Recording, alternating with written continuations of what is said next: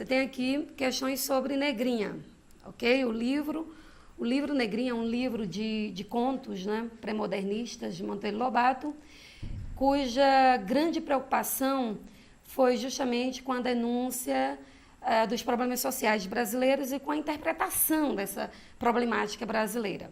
Nós trouxemos o primeiro momento do conto Negrinha, que é o conto homônimo, né? Leia um trecho do conto que também dá título à obra, ou seja, Negrinha, do pré-modernista Monteiro Lobato. Em seguida, marque a opção correta. Negrinha era uma pobre órfã de 7 anos. Preta? Não, fusca, mulatinha escura, de cabelos russos e olhos assustados. Nascera na senzala de mãe escrava, seus primeiros anos viveram-os pelos cantos escuros da cozinha, sob velha esteira e trapos imundos, sempre escondida, que a patroa não gostava de crianças. Excelente senhora patroa, gorda, rica, dona do mundo, a mimada dos padres, com lugar certo na igreja e camarote de luxo reservado no céu. Entaladas as banhas no trono, uma cadeira de balanço na sala de jantar, ali bordava, recebia as amigas e o vigário, dando audiências, discutindo o tempo. Uma virtuosa senhora em suma, dama de grandes virtudes apostólicas, esteio da religião e da moral, dizia o reverendo. Ótima, dona Inácia, mas não admitia choro de criança. Ai, punha-lhe os nervos em carne viva, viúva sem filhos, não acalejara o choro da carne de sua carne e por isso não suportava o choro da carne alheia. Assim cresceu Negrinha, magra, atrofiada, com os olhos eternamente assustados. Órfã aos 4 anos, por ali ficou feito gato sem dono, levado a pontapés. Não compreendia a ideia dos grandes. Batiam-lhe sempre, por ação ou omissão. A mesma coisa, o mesmo ato, a mesma palavra provocava, ora risada, ora castigos. Aprendeu a andar, mas quase não andava. A excelente dona Inácia era mestra na arte de judiar de crianças. Vinha da escravidão, fora senhora de escravos e daquelas ferozes, amigas de ouvir cantar o bolo e estalar o bacalhau. Nunca se afizera ao regime novo. Essa indecência de negro igual a banco e qualquer coisinha, a polícia. Aí você tem, caro vestibulando, 4 alternativas, né? Nós lemos o enunciado pedindo a alternativa incorreta. Nós vamos lê-los e esclarecer as informações que eles trazem. A personagem Dona Inácia mantinha os hábitos da época da escravidão, embora tais atitudes não fossem mais aceitas pela sociedade do período, caso dos maus tratos. Correto? Não? O conto Negrinha se passa num Brasil pós-abolição e a Dona Inácia, ela encarna um comportamento estereotipado, né, dos ex-senhores de escravos, muito sádico, muito sádica. A Dona Inácia maltratava a Negrinha e ao ler o conto, acabamos tomando conhecimento de que não fora a única criança que ela criara, né? Então, mantinha a menina em casa, que era justamente para alimentar seu sadismo, violentando a menina moral, fisicamente. A letra B diz, o narrador demonstra de forma crítica o tratamento desumano que é imposto sobre a personagem Negrinha, ao ponto de animalizá-la devido aos maus tratos constantes e perversos. Uma informação importante, porque, na realidade, a Negrinha não é tratada como gente e nem é vista, né, com dignidade, tratada também com dignidade.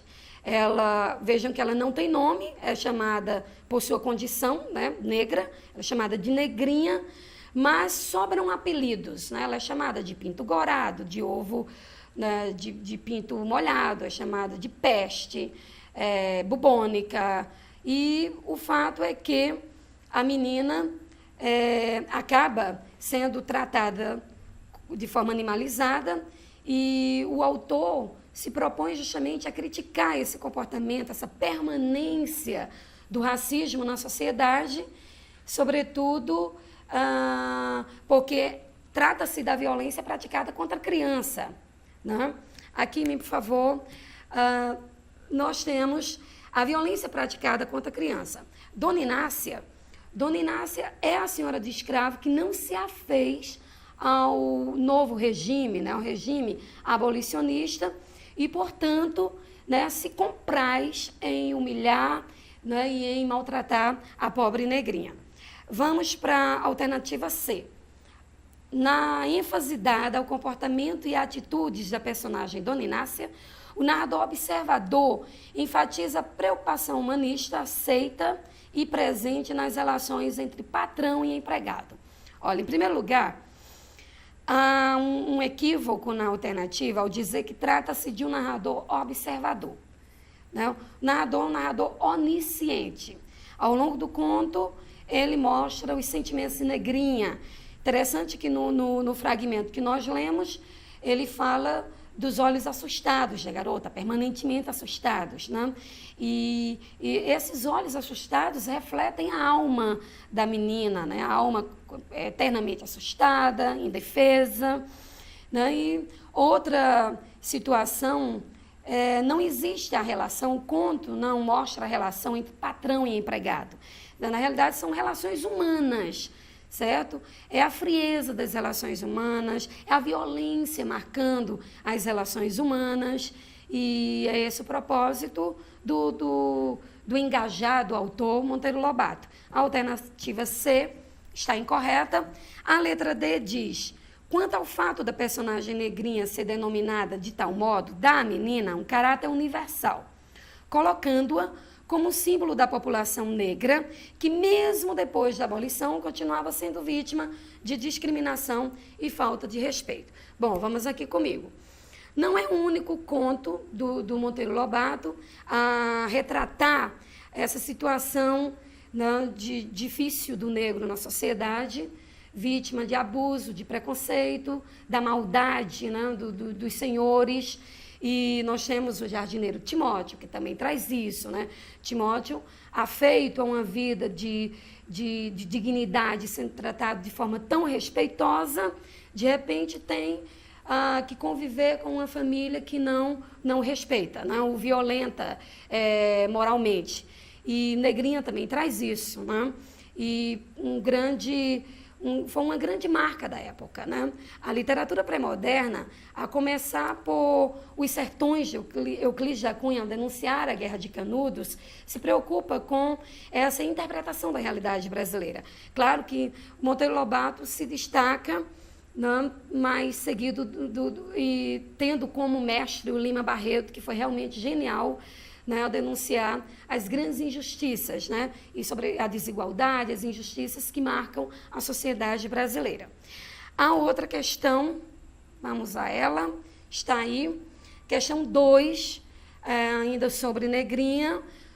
Como ano passado a prova não trouxe questões de figuras de linguagem, e ano atrasado sim, temos aí uma questão sobre elas, né?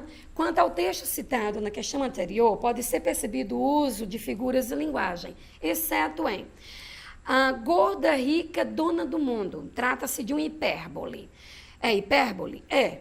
Né? Ao dizer que Dona Inácia é dona do mundo, você tem aí uma ideia exagerada, né? Dona do mundo é para falar do poderio de Dona Inácia, do desmando de Dona Inácia, né? A quem a igreja era até serviu, né? O padre abajula, ela tinha lugar reservado na igreja, camarote de luxo no céu.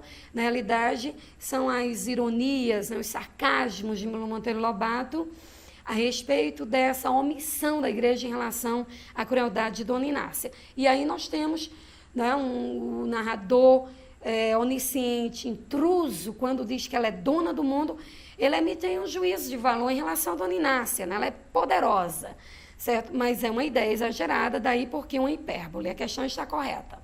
B. A patroa não gostava de crianças. Excelente senhora, a patroa. Ironia. Temos uma ironia? Sim. Observe que ele diz, a patroa não gostava de criança, ele faz uma afirmação categórica em relação a Dona Inácia, né? Ao fato de ela não gostar de criança, e logo depois ele tece um elogio, excelente senhora patroa. Então, veja, ele diz, nesse elogio, está algo, né, que contraria o pensamento dele a respeito de Dona Inácia. Então, nós temos aí, de fato, uma ironia, certo? Como é que ela pode ser excelente se ela não gosta de crianças, né?